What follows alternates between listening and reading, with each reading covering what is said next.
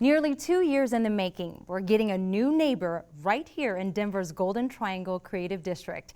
The Kirkland Museum is set to wow visitors in a new space 4 times larger. In fact, there are plenty of things to see inside, from Colorado painter Vance Kirkland's famed dot paintings to Art Deco furniture and thousands of newly displayed artworks. Plus, one very iconic part of Capitol Hill also made the move. Go Kirkland, go! This 3-room brick building, it's over 100 years old, rolled down the hill, Capitol Hill, to its new site. They built underneath it to raise it up on 8 articulated wheels. It took about 12 hours to go just over a mile. In November 2016, the Kirkland Museum of Fine and Decorative Art moved one of its finest and largest treasures from its original location on Pearl Street to the museum's new home on 12th and Bannock in Denver. The 150-ton structure, built in 1911, was the art school and studio of one of Colorado's most famous painters, Vance Kirkland. Moving Vance Kirkland's art school and studio building was essential to the museum being able to move. We feel it's the heart of the Kirkland Museum experience, and we didn't want to be without it. Our beautiful new building was designed by Jim Olson and Kirsten Murray of Olson Kundig in Seattle, Washington. And what I love most about it is that it's a golden beacon in the Golden Triangle. The Kirkland Museum of Fine and Decorative Art first opened to the public in 2003. Having outgrown its location in Capitol Hill, the Kirkland Museum has now moved to Denver's Golden Triangle Creative District. With 18,000 square feet of exhibition space, the colorful new museum is a work of art itself. The exterior is clad in yellow and gold ceramic tiles and also glass tiles that were really inspired by the colorful aspect of our collection, by Vance Kirkland's paintings, and by our ceramic artwork.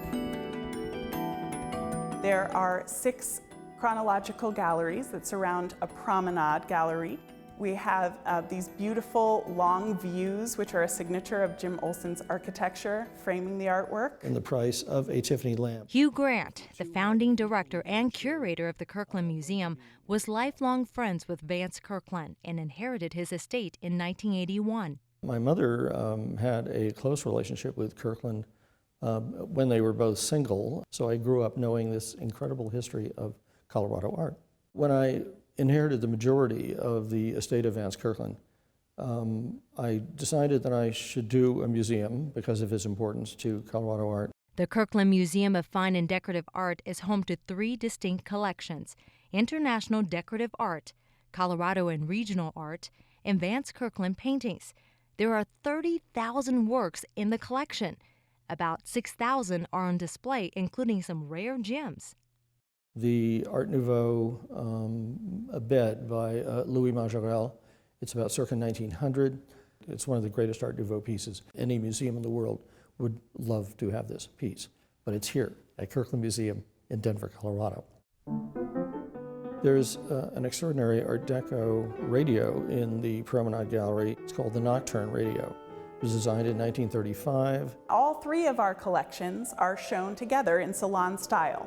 So instead of having one room dedicated to the decorative art and another to the Colorado art, you get to walk chronologically through the museum, seeing them displayed roughly together. Visitors can time travel and go through all these different movements of art, whether it's paintings or whether it's decorative art. I think people are captivated by all the decorative art first. Examples would be furniture, tableware, glassware. I had the incredible fortunate luck to find a set of Folk Janssen, a settee and the 2 chairs. I can see Morticia sitting in the chair, for instance. It's a dream of a curator to find something like this. It's this tremendous history of Colorado that needed to be shown. Colorado has had an extraordinary ceramic history.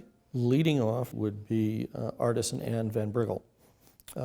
Artist came in 1899 to Colorado. This is probably the most famous thing Van Briggle ever did. He depicted himself dying of tuberculosis around the rim of the vase. Vance Kirkland was perhaps the most important modernist painter in Colorado's history and is the namesake of Kirkland Museum of Fine and Decorative Art. I would say that Vance Kirkland paintings are an extraordinary experience. Many other people find them rather mesmerizing, I mean almost hypnotic. Vance Kirkland's original studio is still the heart and soul of the new museum. It was here where he developed 5 periods of paintings in over 30 series from 1932 until his death in 1981. He painted in 5 distinct periods that range from very realistic watercolors all the way through to super abstract nebula and space paintings. He invented 2 different things that are unique in the art world. He created abstract expressionism, which is certainly, he was not the first, but he mixed together oil paint and water. His second, probably greatest invention was the dot. Kirkland used wooden dowels to create his signature dots.